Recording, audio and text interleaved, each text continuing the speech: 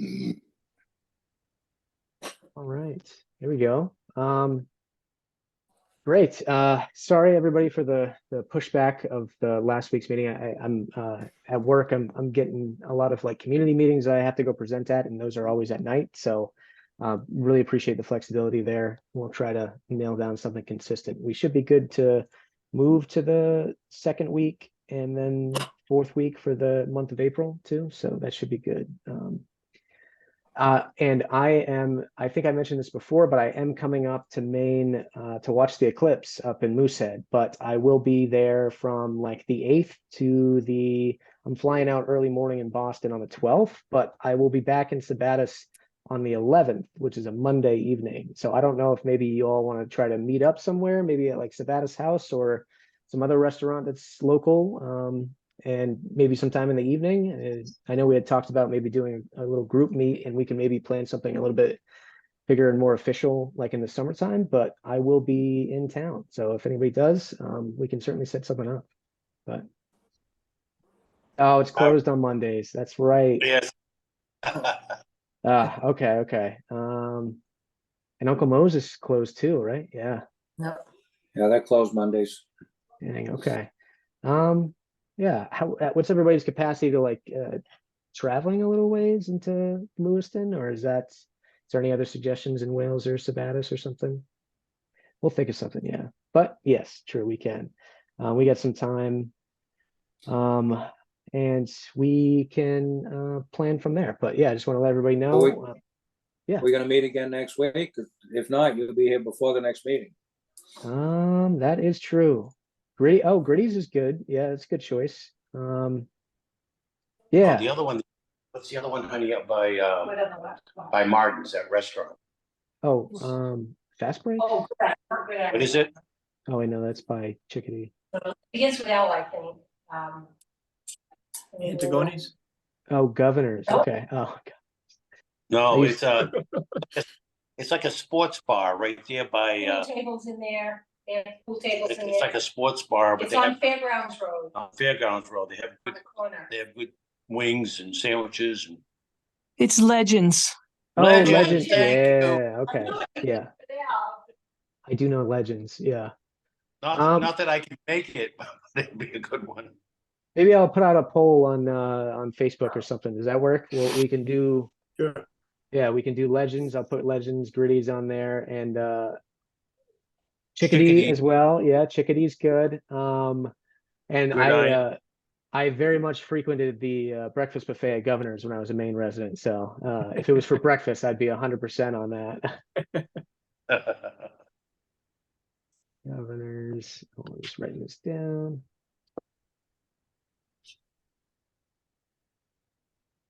Legends and Gritty's. All right, cool. Yeah, we can definitely. Actually, the 10th is the second week in April. The 10th? Yeah. That's a Wednesday normally. That's the second Wednesday. Oh yeah, I should be good to do that on to do our meeting on that day. So if we see each other on the 8th, yeah, if we see each other on the 8th, then that's the day of the eclipse. Aren't you going to be up north? I am, but I'm coming down that evening afterwards because I have that early flight in Boston the next morning. So that's the one. Did I say the 11th? I think I said the 11th before. Yeah, you did not mean to see the 8th to the 11th. Yeah, so I'm going to be here. Actually, I must have been looking at March. I was looking at March. I'm going to be here from the 5th to the 9th, the early morning on the 9th. So I'll be in town on the 8th of April. So we can set something up there if that still works. And then we can, yeah, cool. I'll send out a poll on Facebook and we can just go with that. But depending on how many people, I guess, are interested, we can, I can call ahead too and make something. But I should be, because I think the eclipse ends at like 3:30ish. 3 to 4. Yeah, 3 to 4. So I've probably got like my calendar at 3 o'clock. Yeah, 2.5 hours from Moosehead, give or take a bit. So I should probably be there or be available like around 7:30. Is that too late? Or that's fine. Okay, yeah. All right, cool. And then of course we can definitely still do the thing that we talked about in the summertime, and hopefully maybe like a really big event, like a barbecue or something. All right, cool. Let's see here. So I have a couple of updates. Actually, Lou, how's the training coming? I completed the videos, there's 3 of them. Perfect. Did the quizzes, contacted Johnny, and oh, by the way, they include a seki disc for anybody who's certified. Awesome. That's great. Yeah. So, yeah. And I think there's a training at Lake Auburn in July. Okay, cool. Great. A little later than I wanted, but we're all doing what we can. I think I noticed the earlier ones are like way up north or something, so definitely Right. not doable. Yeah. Right. But I think Christine, you're on here. I think you said you might be doing some testing, or Hi, everybody. Sorry, I trying to do some work in the background while I'm here. So yes, yeah. So I do have that. I think you had an email about potentially having the fire department boat. yeah. And we can do that, absolutely. This particular time of year, we're going to be seeing mostly diatoms out there, so not greens, not blue greens, algae-wise. It still isn't, it can be nice to have a read because you will see that there is some diatom bloom at this point in time. It's going to clear up as we move into May and June. Mhm. So yeah, I do have that. It's a matter of just kind of coordinating those activities because, you know, we have to go out. The boat needs to be anchored. We have to go out on a day where it's not super windy, Mhm. and also when I'm available. Yeah. And Lou, if you'd like to come out with me sometime, we can absolutely do that. yeah, that would be good training. I wouldn't be certified, but Yeah, you could come join me. It'd be a good start out. Yep. So that is definitely something that we can do. I have not been able to make it to these before because my children's swim lessons were on Wednesdays, but now they are not. So good to see you all. Yeah, no, we definitely appreciate it. And yeah, your dad frequented them quite a bit. So yeah. Yeah. Okay, cool. So I can shoot you an email, Christine, and start that coordination between the fire department and you. And then Sure. does that work? Okay. And then Yep. Lou, I can loop you in too, so you're at least aware of those dates and stuff, and then we can go from there. So I think that's great. And then we do have a couple of people in our group that are willing to like offer their boats when they put them in the water. And I think from what I remember, we talked about like mostly end of May, June. Is that correct, everybody? That's what I'm thinking. Yeah, I try Yeah. to get mine by Memorial Day anyway.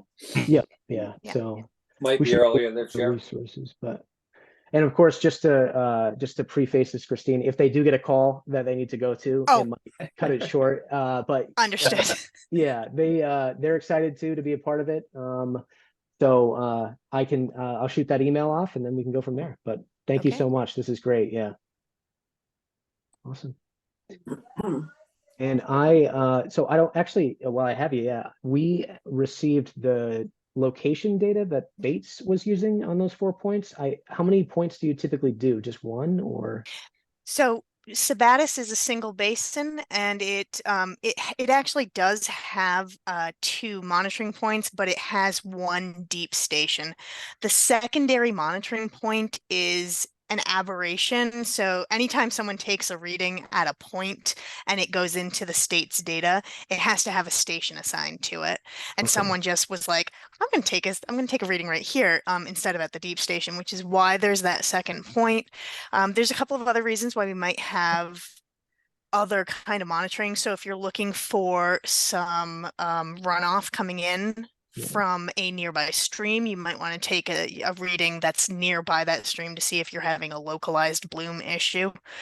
With Sabattus having frequent and severe blooms, we should be able to just kind of monitor that deep station. Okay. All right. Yeah. Awesome. Thank you. Yeah. And I know we talked about potentially, or I talked a little bit about trying to get DO. So we're trying to get funding to get that testing kit too. And then Yeah, let me hold on just a second. yeah. I'm going to actually step away from this meeting really quickly. Sure. So Yeah. but let me get back to you about DO. Okay. Perfect. Yep. Thank you very much. Okay. Yeah. Mhm. And this kind of guys leads into my next thing. Leslie, Justin, did you receive any word about the nonprofit status? No, still have not received anything from the federal government. I don't know if it's just because this type of year or federal government or both. Yeah. But it did say it could take up to 120 days when I submitted the paperwork to hear anything back. So we're still waiting to hear back the definitive status from the federal government. Okay, cool. Yeah, appreciate the update. Awesome. So we're still waiting on that, but that's all right. Let's see. And I did reach out to my friend in Portland who does the graphic design, and she's gonna start working on redesigning our logo a little bit so it works better with like on our t-shirts and like our other things that we can print to help try to fundraise too. So that is in the works. Gonna have baseball caps too, Nick? I mean, we certainly can if that's something Yeah. people are interested in. Yeah. If you do, do a Absolutely. light color so they're good in the sun. Yeah. No. True. Yeah. I think. I would like a dark blue green. Dark blue green. Yeah. Imagine Water. I was gonna say it depends if Falls off your head in the lake, you'll never find it. I was gonna say yeah. Christine, did you want to say something or yeah? Actually, yeah. So going back to dissolved oxygen, I think it's a great idea to get a meter. And we're lucky in a way that we don't need an extensive amount of cord for our monitoring. But in the meantime, I do have access to a DO meter. So That's What is that? it will phenomenal. not be available until after so DEP does what's called Meter Fest. We Mhm. have our volunteers send their DO meters in to be checked so that we know that they're operationally sound. So Meter Fest happens in April. Okay. And after then, we will have, I can't remember exactly when in April. I think it's the 11th. And Okay. after that, we'll have access to a monitor, a meter. That's phenomenal. Yeah. And you'll be able to take that until someone, I guess, is trained or like when you go out and do the Seki disc or Yeah, I'll be able to bring it out with me. perfect. So we'll Awesome. do, and always, DO monitoring should be done at the same time as Seki monitoring because you have to combine that data to get any sort of information out of it. So we Okay. have to have a Seki reading with our DO reading to make the DO reading comprehensible. Okay.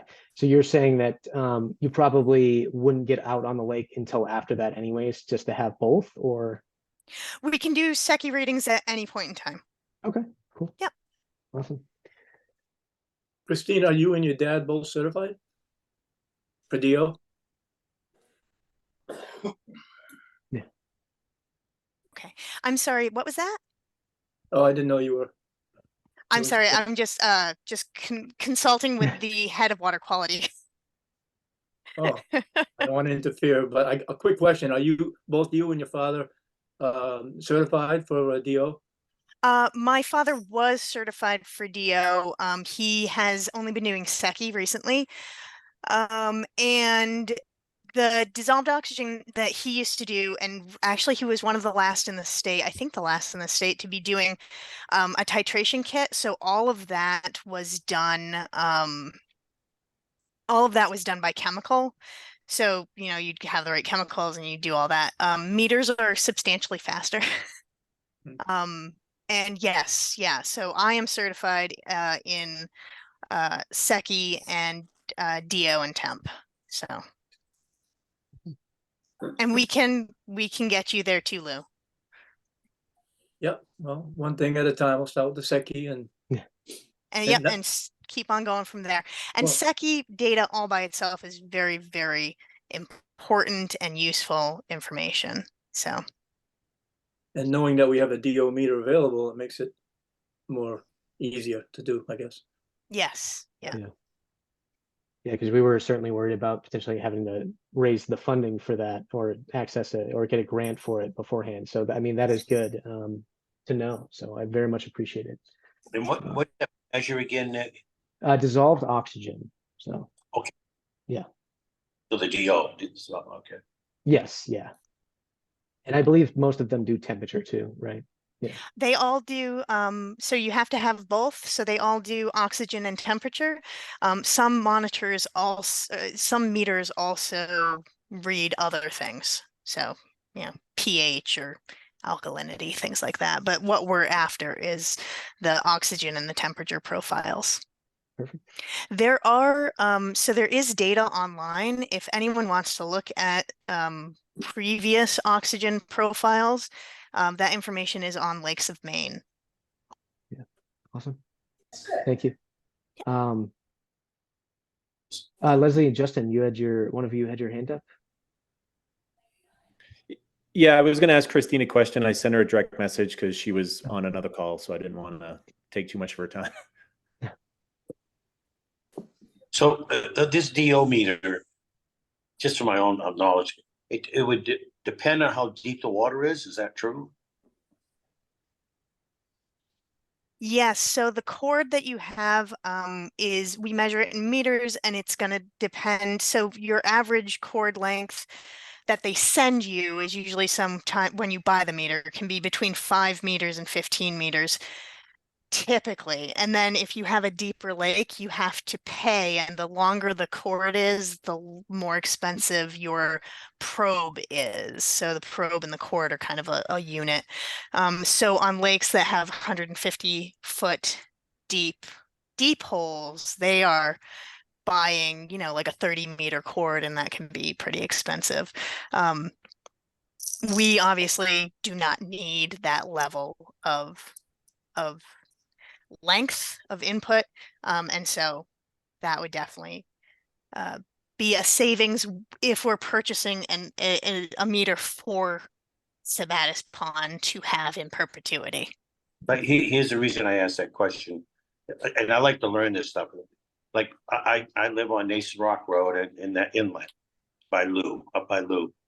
So as I mentioned a while in a meeting before back, during late summer, I noticed the fish appear. And it's almost like there's no oxygen. So I was wondering it's only like 3.5 feet of water, if that. So there might not be any oxygen there at all, as opposed to being out in the middle of the lake. Is that possible? It's really, really rare on a lake that's as shallow as Sabattus to have a lack, such an intense lack of oxygen, but it can happen. It can happen particularly when there's been a bloom and then everything's dying off.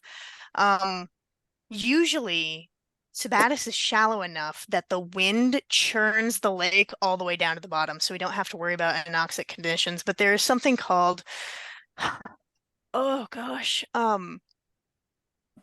it's like microstratification or something along those lines, where basically because of the high load of algal cells in the water column, that the bottom water in a very thin layer can go anoxic, which can and anoxia means the water's without oxygen, and that can actually lead to phosphorus recycling from the soil.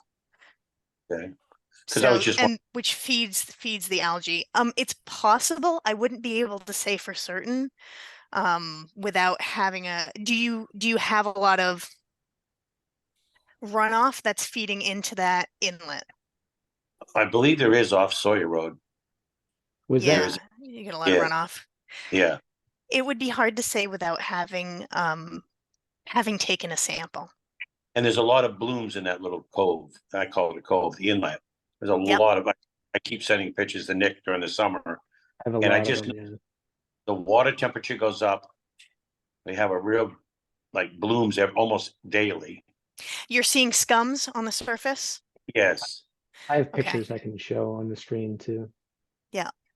So scums would definitely, if you're having scums, there would be a potential for, especially when those scums are decaying, for that to just eat all of the oxygen in that really localized area.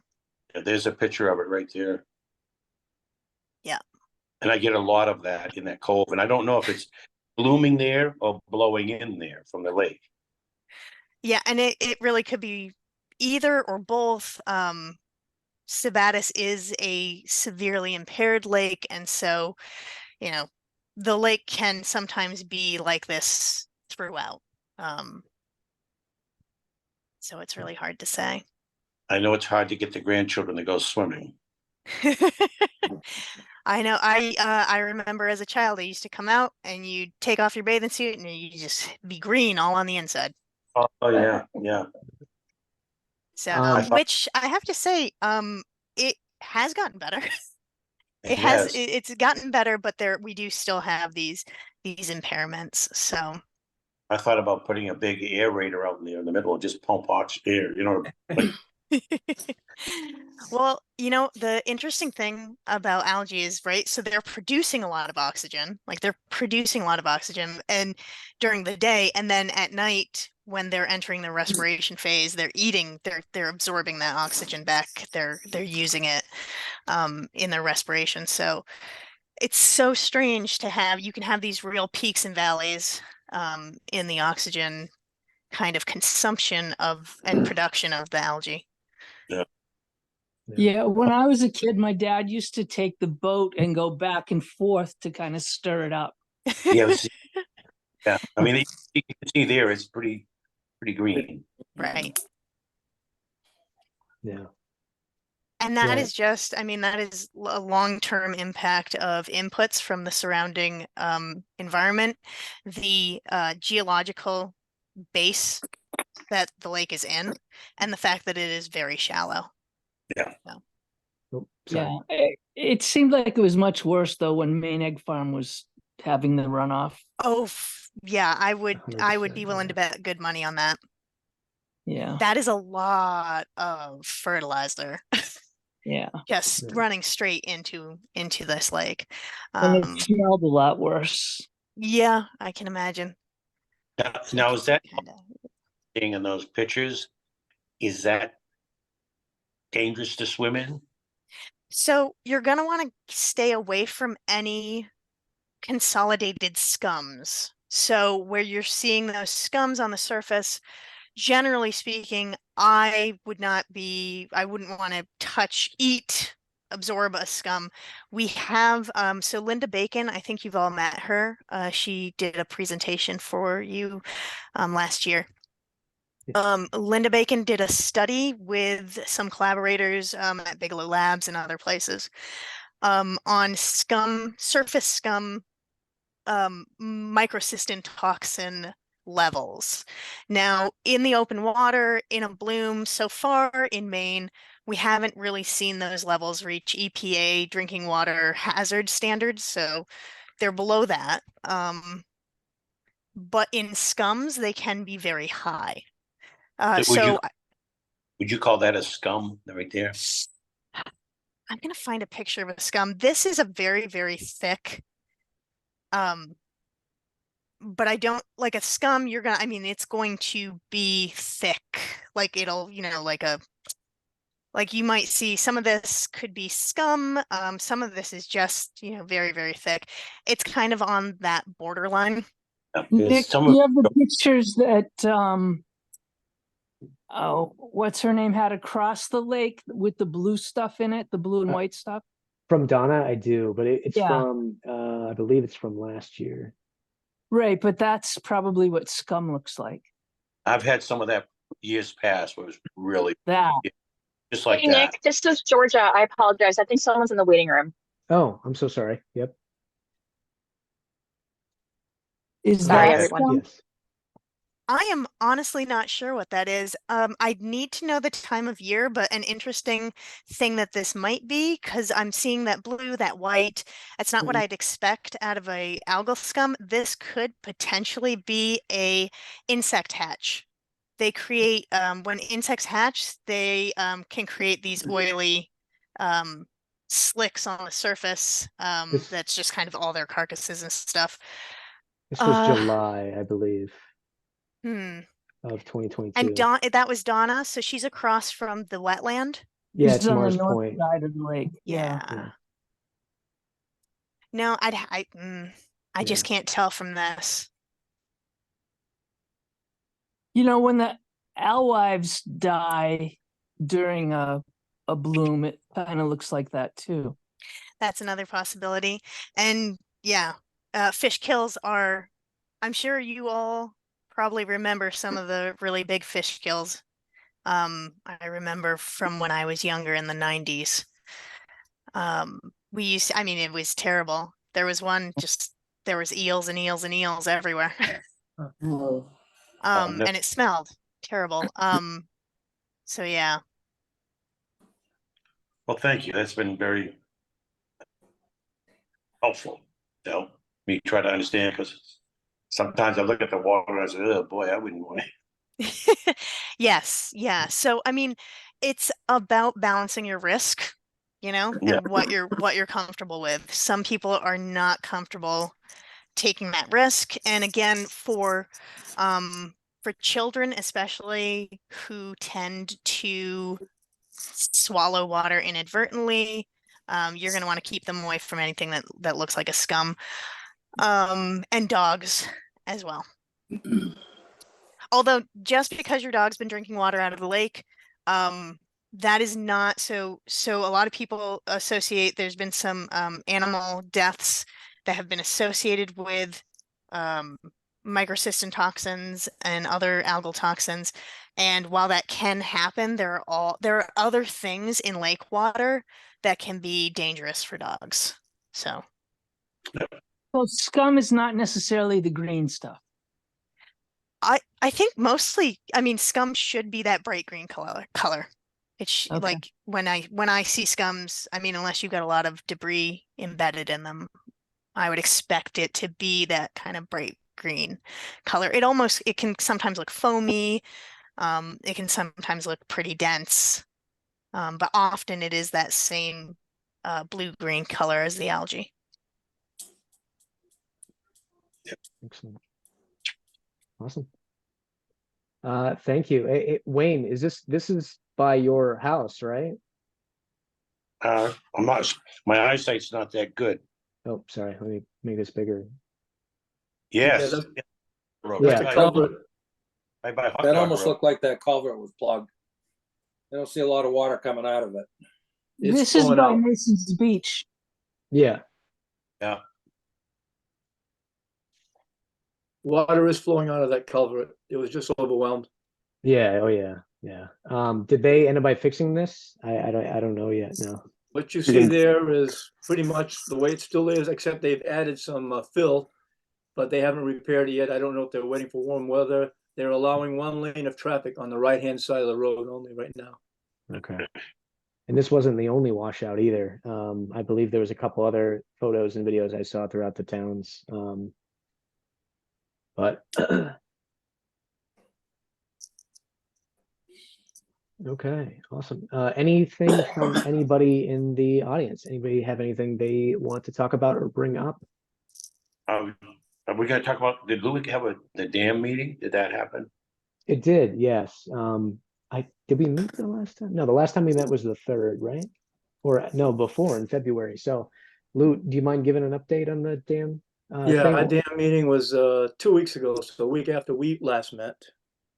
And let's see, a couple things. One, the mailers, I believe, are being printed if they're not already. So every one of us in all 3 towns should be receiving a mailer with basic information and the dates of the public hearings. And I can tell you the public hearings dates right now, and those will be a month before the town meetings where you vote.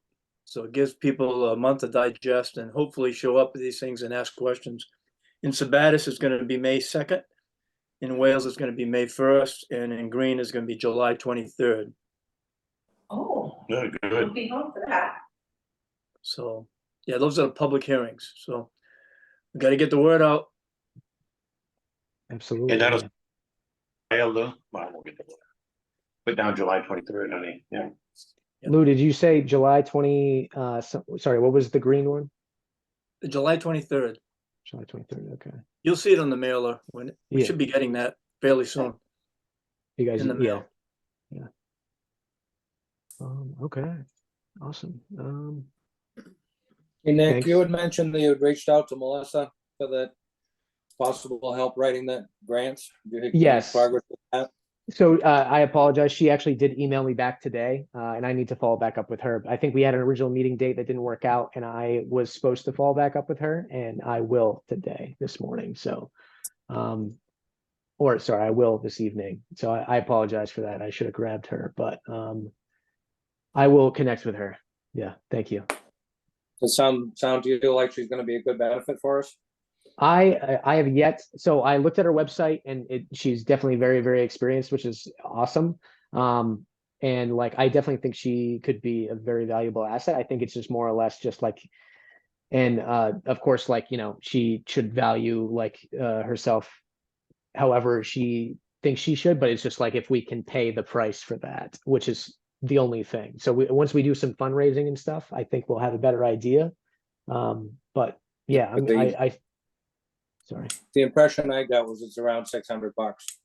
Yeah. I think she did confirm that too. And on our website, but we are meeting and just kind of going to discuss just about the ponds group or the Sabattus Pond Watershed project, the watershed itself, and then potentially see what options we may have. So I think a lot of the value too is in the grant research that she can do and like point us to specific grant types.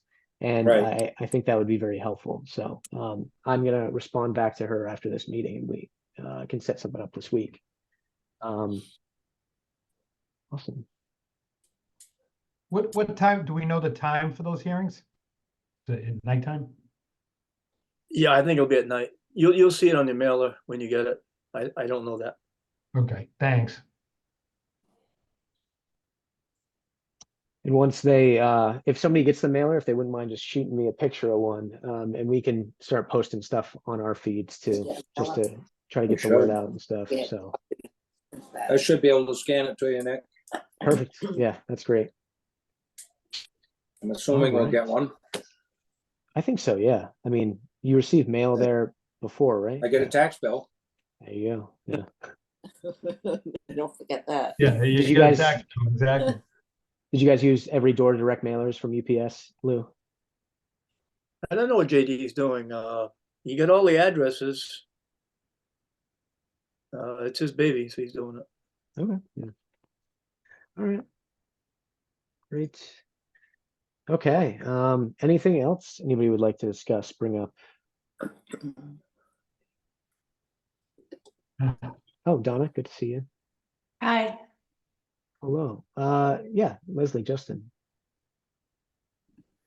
Hi, I just had a question, and for you, Christine, with you on here with Lake Stewart's of Maine, there was what I took to be some confusion with the group as far as the ice out date and what the ice out date was and what exactly ice out means. There were a couple of different opinions from people in the group. I didn't know, with being with Lake Stewart's of Maine, if you could give me the actual definition of ice out on a lake, if that's easy enough to do. I can. Okay, so it's a little complex, but it basically goes in this order. First, ice out is however ice out has been historically determined on your lake. Okay. So that's step number one. If you don't have a historical, and actually Sabattus has one of the longest ice out histories in the state. So we have ice out data going back to the 1860s, sporadically back to 1834, I think it is. And then more regularly starting in like 1869 or something. But if you're interested in the data, I can get it for you. So that's the first, is how has ice out historically been done? And sometimes we lose that information, or ice out's never been done on a lake, or at least we don't have any sort of information. So as far as we are concerned, ice out happens when the main body of the lake, the majority of the lake, is navigable by boat from one end to the other without running into ice. So if you can Okay. take a boat from Long Beach and drive up to the inlet and there's no ice, then we would count that as ice out. So some people might say, oh, ice out is, when every little bit of ice is gone. And that is that if that's historically what you've done, then that's what ice out is. If ice out, it has not been historically, so we would say, okay, so it's open along the fetch. And if you have a little bit of like, how you get that slushy ice that just kind of churns around until it's completely gone, we don't count that. You could potentially drive a boat through that without danger, but that's what ice out historically is. Sabattus is a really interesting case because usually ice out on a lot of lakes, it tends to go out all at once, but on Sabattus, the southern end gets ice out before the northern end. So depending on where you're doing your observation from, you may think ice out is earlier or later. But on our ice out reporting form, you can, as many people as they want to, can enter ice out data on the Lake Stewards of Maine website, and it'll take into account, because it's connected to GIS software, it'll take into account where you're making that measurement from.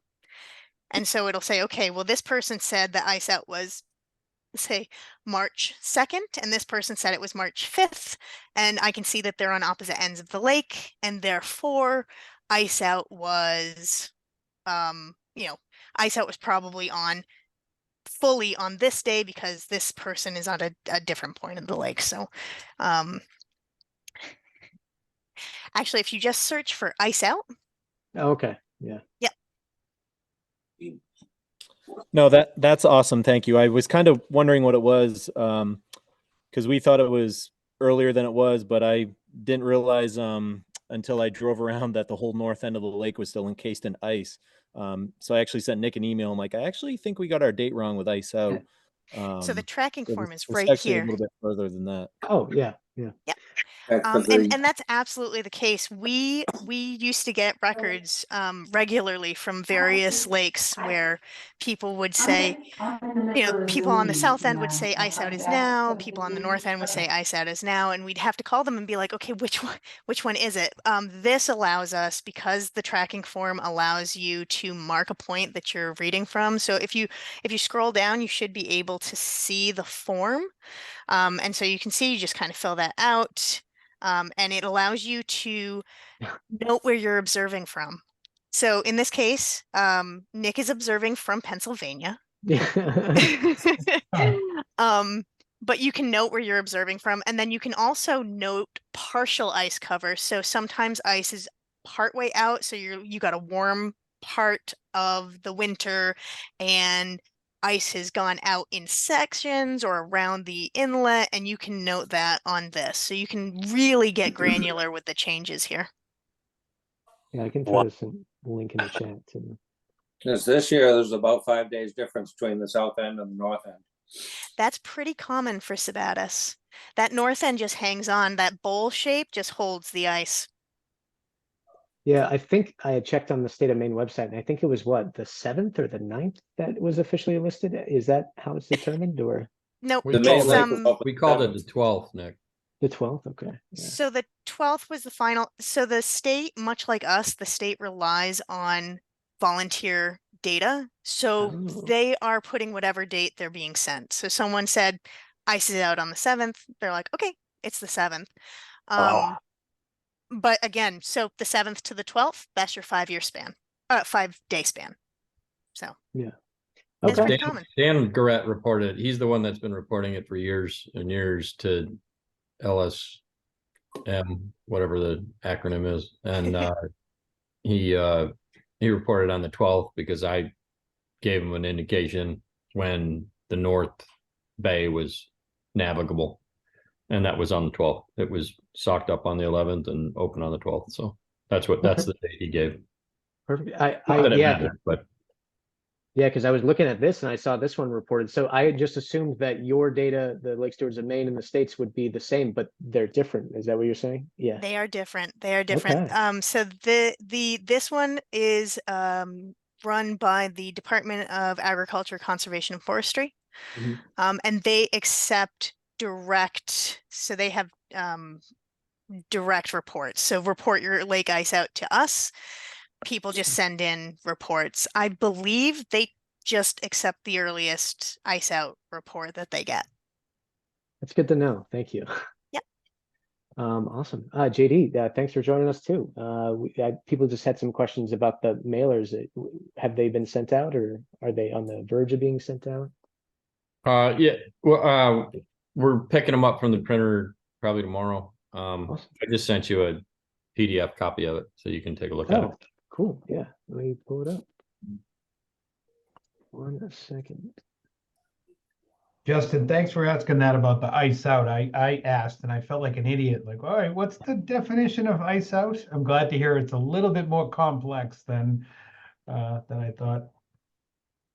So yeah, it must be the historical context is probably for the data comparison. Is that right, Christine? Oh, good. Yes, yeah. Okay. So we can see things, and we also track ice in because ice cover is also a really important health factor for our lakes. So we can take all of that data that we have and we can plot it on a graph and just kind of see, what ice cover is doing, what ice out is doing, and I think we can see that ice cover or ice out has been kind of creeping backwards in the year, and that does have an effect because it on our algal growth, because the longer growing season, the more time that they have to really kind of boom and grow more. Definitely. I'm sure the impacts of climate change are significant to that as well. I mean, the runoff that you're seeing with the heavy rain events blowing out culverts that didn't used to have that problem, we're probably just seeing a lot more, and we're going to see a lot more of that sort of thing. Awesome. So this is the mailer. This is great. Thanks for that information. Are you okay with us sharing this on our pages and stuff too? 6:30. Sure. Cool. I'm gonna be delivering it to I can certainly hold on. Wales will probably go out next week, and Okay. then Green we're gonna probably wait a few weeks. Green's we're trying to target the mailer a few weeks before their annual town meeting, so they can go to the hearing and not forget what they learned at the hearing, so they have that information fresh in their mind by the time they go to the town meeting. So Sabattus and Wales are in beginning of June, so we're going to get the mailers out in the next week or so they have a few weeks to schedule to come to the hearing, and then they'll be able to go attend their meeting. And then Green, their meeting isn't until August, like first week of August. So we're going to delay the mailers going to the Green residents probably by, a month. Okay. If that makes sense. Yeah, to alert them that this pre-meeting is happening on the 23rd, essentially. Right. Yeah. Okay, cool. Awesome. Now, is that for all taxpayers, or is it just for Lakeshore people? It's for all taxpayers, right, JD? The mailer is going to every resident every physical residence and PO box in all 3 towns. Did you use it? Regardless, not specific to shore owners. It's every single resident that pays taxes. So You even know, there may be multiple taxpayers in one residence, so it goes to each box. That's the EDDM, the every door direct mail process. so even if you're seasonal, you'll get one. You will if you get your mail forwarded to you, you know, I guess. Well, like in our case, our mailing address for the town is our home address. So I'm Your assuming mailing anybody address gets it. for like while are you down in Florida or We're in something now? Wyndham. So we're in Wyndham. But all our mail from the town comes to our home address. Okay, That's our So- mailing address for the town. it'll get forwarded to you then. You'll just get it a little later than the average person. Well, yeah, wherever they send us our tax bill, I imagine, right? They would send it there. That's probably, yeah, because that's kind of the basis of the information that I got. I worked with a printer that did a pretty good job. He's able to pull that information from the USPS website and actually you can send these things out down to specific routes, like this street and that street and this area and that area. It's pretty user friendly apparently, but I don't have the time or the give a shit to be able to do that. So he just did it for us and hit every resident of Green, Sabattus, and Wales. Yeah, I've used it before. It's really intuitive. And like anybody honestly can use it. You just go through and click which mail routes you want to do. And it sends it to every address, every mailing address in that area. And you can choose whether you want businesses, PO boxes, or residential. So Yeah. Yeah, but see that, in that case, I wouldn't get one, because we don't have a mailing address in Sabattus. The only thing we have is a mailing address for the town. The post office doesn't know us. interesting. Okay. What do you mean when you say a mailing address with the town? You mean it's outside of Sabattus, Wales, or Green? Yes. Our mailing address for our tax bill comes to our home address in Wyndham. In So Wyndham? that's our mailing address for the town, but we're not related to the post office whatsoever. Yeah. And I'm sure there's other people in the same boat. Yeah, I But mean, the those people seasonal. Half the people on the lake. But those people probably don't vote here either, right? They still pay Yeah. taxes though. They still pay taxes and they can still have a voice and spread the word. Yeah. Well, it'll be interesting. Let me know whether you receive it or let Nick know, or he'll let me know, but Yeah, okay. yeah, and then we'll be able to peek and tweak that in the As I was future. saying, I know we dealt with that issue. We talked about the issue because, you know, people that pay taxes that aren't residents don't vote. That doesn't necessarily mean that, you know, oh, because you don't vote, you know, it doesn't matter because you're you still, just you as still have a concerned with, voice. yeah, you're just as concerned with, you know, promoting this as the next guy. So yeah, no, that's just, we're just gonna have to figure that one out as we go here. Yeah, First time for me you doing can, it. if you can let Nick know when they actually hit the mail, then we'll keep an eye out for it.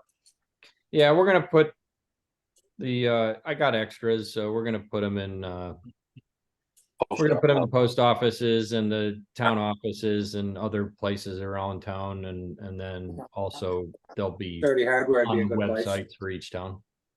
They'll be on our website too, on. Yeah, and Nick, you can post that on your website or whatever. Website, just print it off. Can I post it? Like, is there any time frame you want me to wait for, or I can post it whenever? Let me give you an indication as to when to post it, because I'll once the first mailers go out, then I think we should post it. Okay. Okay. Just, yeah. But the feedback that you just mentioned is valuable and important, so I know. And Yeah. I don't know how to handle that in the future. How do we get, maybe we have to go to the taxpayer rolls as opposed to the voter rolls, but Yeah, you may have to get a taxpayer list from the town, sure. but that still isn't necessarily gonna give you all the people that live here, because some are rented properties and the renter wouldn't get the notice, the owner would. So it's a catch-22. There's Yeah. maybe not a good way to. We can only do what we can do. it. Yeah, that's all we can do. And there's enough interaction and discussion between folks around here. Everybody knows each other, it seems to me. So Sure. the word will get out. We also heard talk of potentially people doing some canvassing type stuff around the pond in the towns. Is that still a go, or is that something? Yeah, we've talked about it. It's just I think we'll get the mailers out first and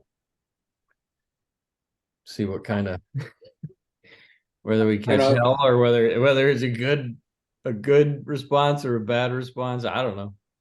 We'll see. Can always make more copies and knock on doors. Sure. Exactly.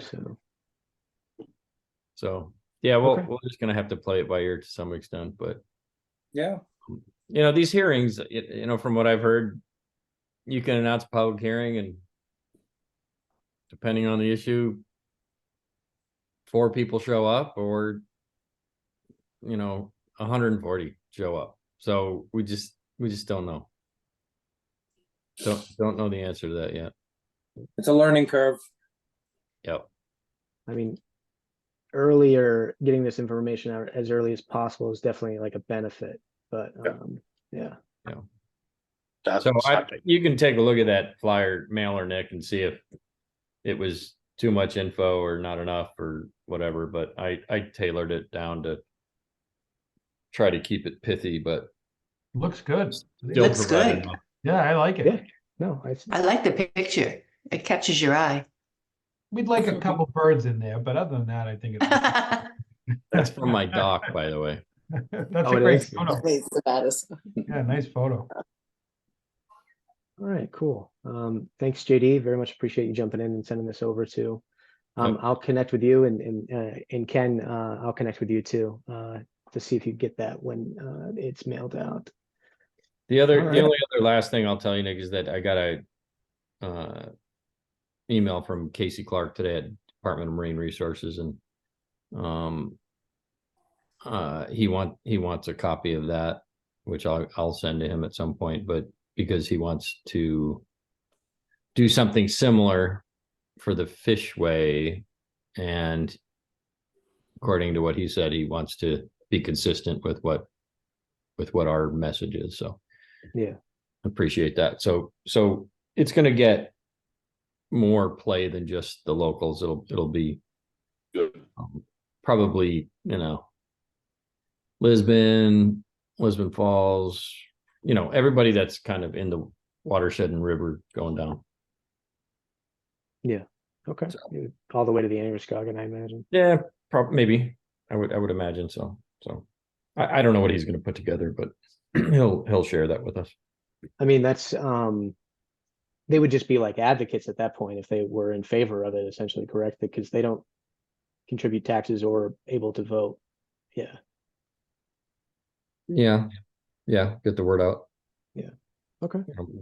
Every funding mechanism they support probably has some impact on us too. So. Yeah. But okay. The Fishway costs more and it doesn't help pay for the dam, right? Say that again. The Fishway is an additional charge and it doesn't really contribute to the cost of rebuilding the dam, correct? Well, that's been a great question, because that's been a point of discussion for last year, but it will benefit the dam reconstruction and safety upgrades to a degree, because the costs, if we get if we secure the funding for the reconstruction, then that gives the Fishway folks the green light to grab the funding for the Fishway. According to them, if we get the funding for the reconstruction, then it's not a problem for them to find the funding for the Fishway. And so the way that where we potentially benefit from that is that the fixed cost or the NRE on the construction, they will bear that as opposed to having us bear that independently. So, you know, the mobilization of all the equipment and the gear and the, you know, which,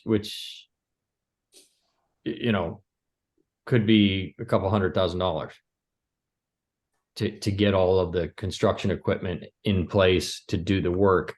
That's a big cost for a construction firm. So we are looking at ways to where the Fishway can absorb those costs as opposed to our reconstruction effort. So there is some potential benefit to that in terms of cost for our reconstruction stuff. But is it, you know, like half? No, but it's, you know, potentially 300K, which to the folks around here is a substantial amount. Out of what's the cost for the dam? Well, you see it on the flyer, but it's, we're looking at about 1.155, about 385K from each town. So essentially, if the fish ladder does go through, they would pay for the fish ladder itself and then possibly 300 to 400K on top of that for the fixed cost. That estimate incorporates the savings, the potential savings if the Fishway comes through. But it's also squishy because we put about a 30% contingency fee on that, which is about right for you know, it was an estimate that we got. We didn't get a quote. Yeah. So that number right there is the best estimate that we can get. Typically, you know, construction firms, they estimate high, and then when it goes to actual bid, it'll come in lower. I'm not going to promise that, but that's historically what happens. So we think we're going to be in that area, and if anybody tries to hold us to that number, you know, sorry, we just don't, we can't.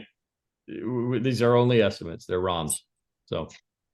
But yeah, totally. I mean, just the inflation, just year to year, and also the cost of increases in like construction and everything like that. Yeah, I don't want to push this another year or two because those numbers could change drastically, and you know, but we just don't know. Right now, we feel that they've leveled off to some extent. So that number that you see there was pretty consistent with last year and this year. And I guess, so if the town votes on that 385K and it becomes, and this, you know, I'm not saying this will happen, but if it does become more, like the share becomes more for each town, does that mean you have to go back to the towns to get the approval of that extra money that would be needed essentially? Well, potentially, but that goes into the decision to have a 30% contingency fee, so we don't have to go back to the well. Okay. Yeah. No, I was just. And if we're high on our number, then any delta there would go back to service the bond early and get rid of it. And, you know, so, you know, I hope everybody understands that we have the taxpayers and the townspeople's best interests at heart, and we're trying to do this as inexpensively but as properly as possible, and we would you know, we're being as fiscally responsible as we can, but we're also not going to bullshit anybody. That's why the number may look high to some people, it may look low to others, but that's what the fairest number that we could possibly have come up with is that. Yeah. So no, I mean, it's a very common practice to add in those variances. So awesome. Okay. It's not a fun process to try to, you know, you can't satisfy everybody.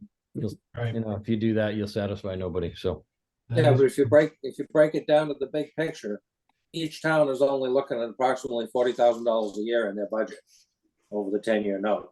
Which is That's- another way to approach it. That's true, and I think we've had these discussions before, but the way that we're going to be presenting it, which is accurate, is that, you know, for example, Green. Lou, are you still on? Yep.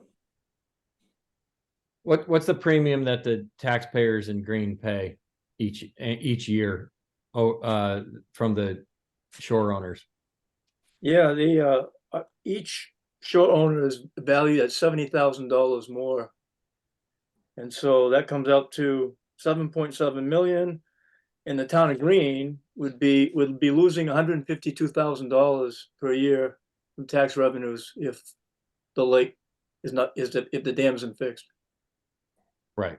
So the premium that the town of Green brings in each year is about 152K above what they would get had the shore owners not been paying that premium for having lakefront property.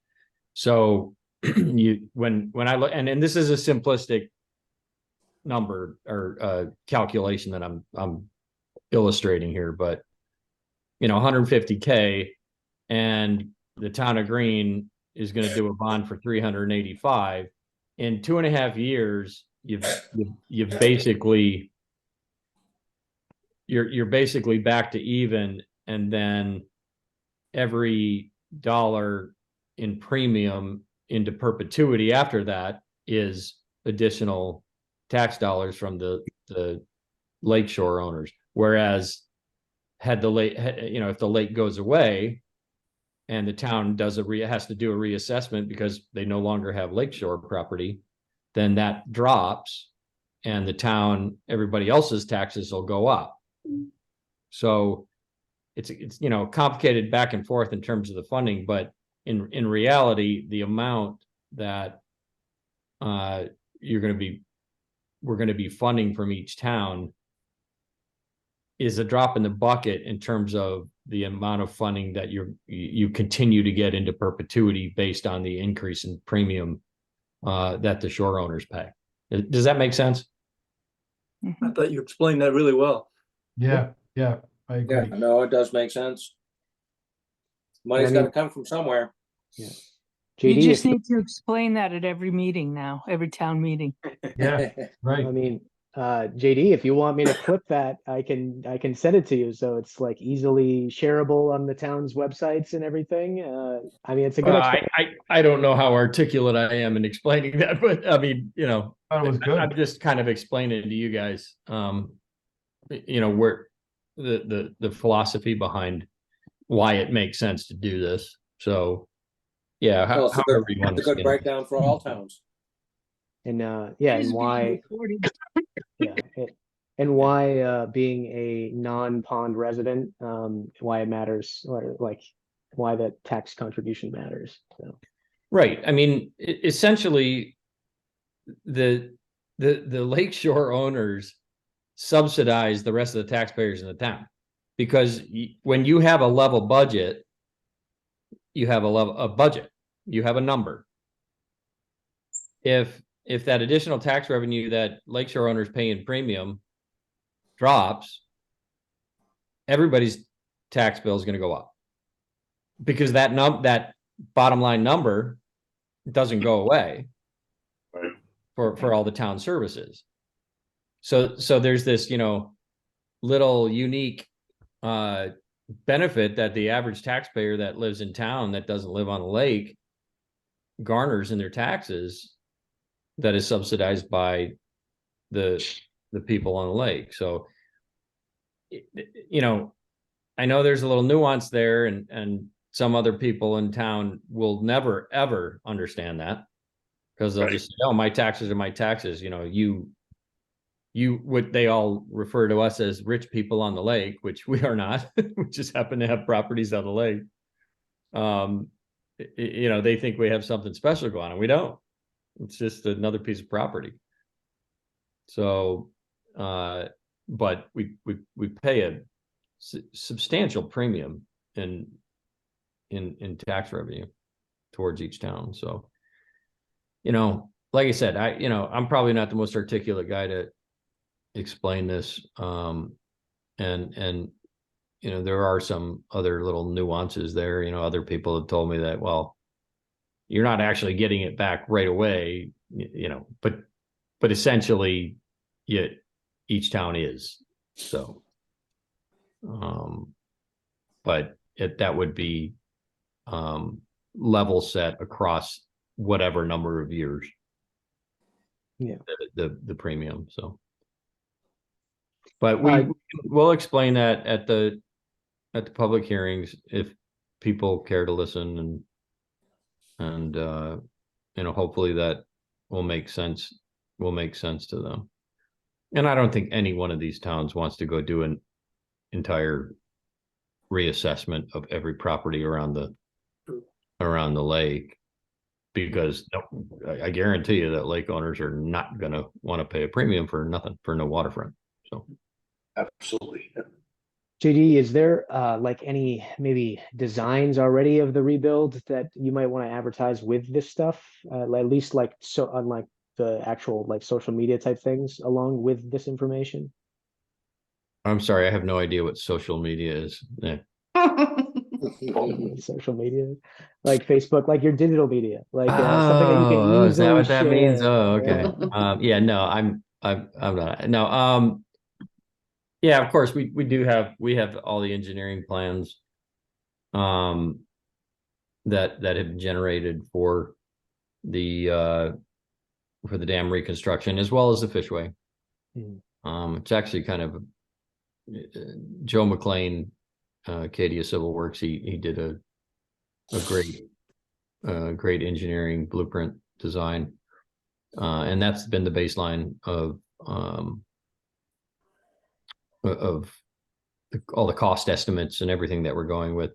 He was pretty jazzed because one of the dam reconstruction companies provided an estimate, and it was pretty darn close to what he did as just an engineering estimate, not being a dam reconstruction guy. He was the engineer, but he did his best estimate that he could, and a commercial company that came in was right on the money, within 100K of his estimate. We're still waiting for another estimate from another company, but they just got swamped with all this damage and all this other work that popped up as a result of these storms that we had over the last few months. A lot of culvert work and bridge reconstruction and blah blah blah. So we're still waiting for another estimate from them. So we'll have a little bit more information, but I didn't feel that we could wait to get this flyer out. So we used the numbers that we had from the engineering estimate and from the one commercial company. Excellent. So yeah, you want me to share those designs along with this stuff? I think it would be information that people would want to see, and it's about, I'm sure it's long, 15 megabit file. I don't know. We can maybe try to call something out of that to show, but unless somebody's knows how to read blueprints, they're probably going to be a little bit confused by it. It might create more questions than answers, but I don't know. I'll talk to the dam commission guys. Lou, if you don't mind reminding me of Yep. that, we'll bring it up and talk about that. Okay. All right. Hey, I'm sorry for talking so much tonight. No, JD, we very much appreciate you stopping by and sending us this stuff. So does anybody have any questions, anything else, or we are just to be respectful of everybody's time? I think we're a little bit over, but certainly important to stay on if necessary. Nick, this is just totally different from what we just talked about. Yeah. But I'm just curious, we've done a lot of testing of the lake, over the years. Mm-hmm. Has there ever been any testing of, I know it's a dumb question, but like biopsies of the fish in the water? Are they being, are they dangerous to eat? Are they dying from the pollution, the water quality? Or has any of that work ever been done by biologists? So I definitely can't speak to the danger of the fish at all. That would definitely be for, and maybe Christine could point us in the right direction of maybe where to find that info. Just from ice fishing on the lake as a kid, I definitely think I've seen biologists or the wildlife biologists come around and they ask if they can gut your fish and check it out. I think they do that on a lot of lakes in Maine. But Christine, I don't know if you're still on here or not, but I don't have a direct idea of who you would contact for that information, because I'm not certain who is doing the study. A good place to start would be Inland Fisheries and Wildlife, because that is their mandate to check those sorts of things.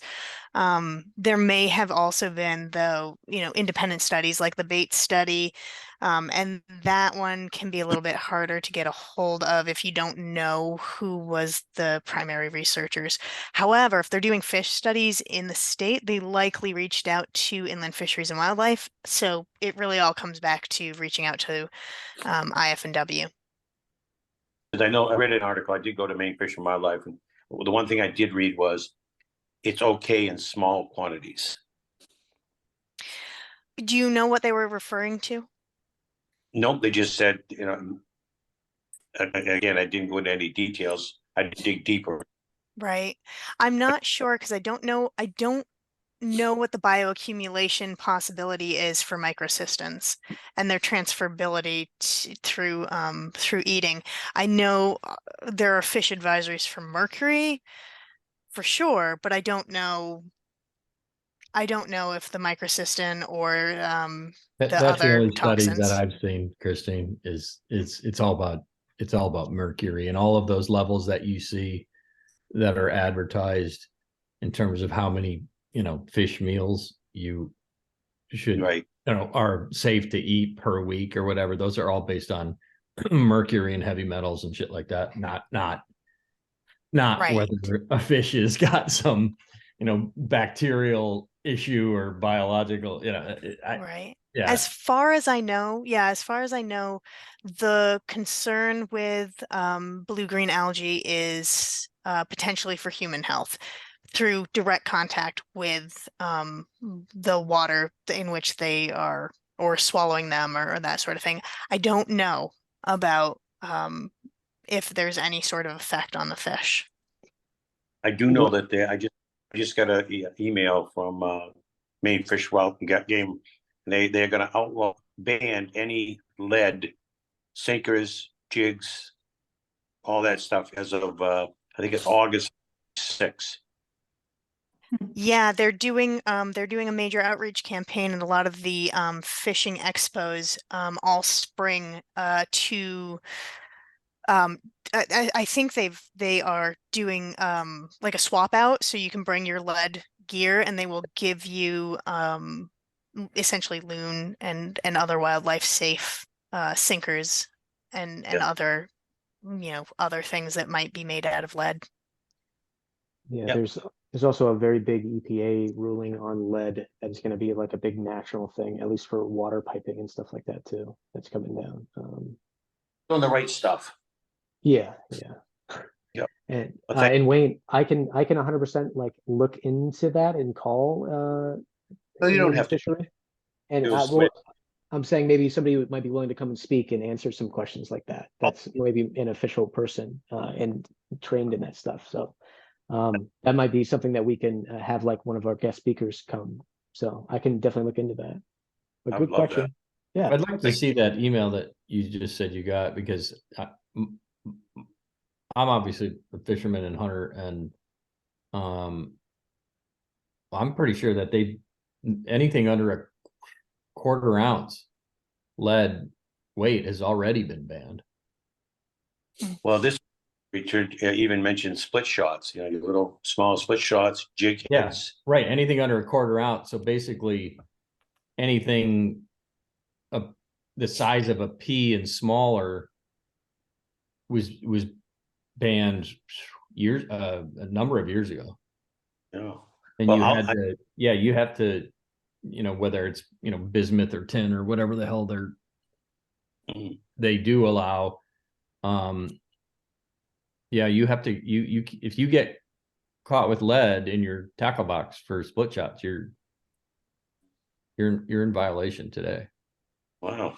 That's In fact, I pulled all of my, I have a container with all my lead in it, and I just wonder what am I gonna make bullets out of it or what? But yeah, so I'm pretty sure that that's already in place, but I'd like to see that email if there was some back and forth on that.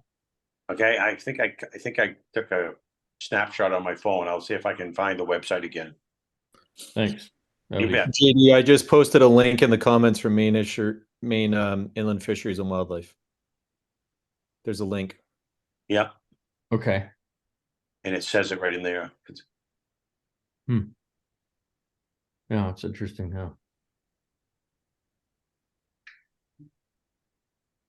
Yeah. Okay. All right.